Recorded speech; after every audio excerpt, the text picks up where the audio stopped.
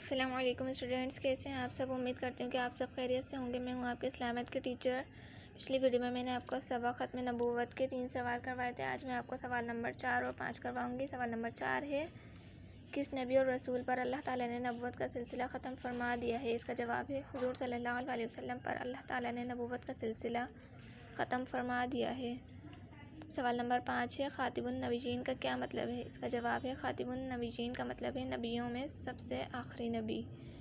ये आपको 5 सवाल अपनी कॉपी पर करने हैं, बिल्कुल इसी तरह सफाई के साथ।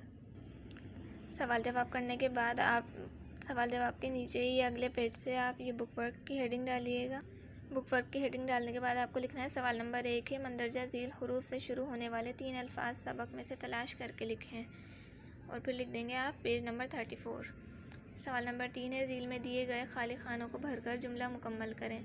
हर खाली खाने में एक लफ्ज़ आएगा। ये है पेज नंबर 35 पर। फिर सवाल नंबर 5 है, झील में दिए गए इशारों की मदद से पहचानिए और सबक में से तलाश करके नाम लिखिए। ये है पेज नंबर 37 पर।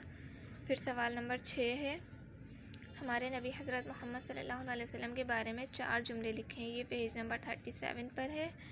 ठीक है, ये आपको अपनी कॉपी पर लिखना है और फिर ये काम मैं आपको आपकी बुक में करवाऊँगी। और सबसे पहले आज हम सवाल नंबर 1 करेंगे। और सवाल नंबर 1 के लिए आप अपनी बुक का पेज नंबर 34 निकालें।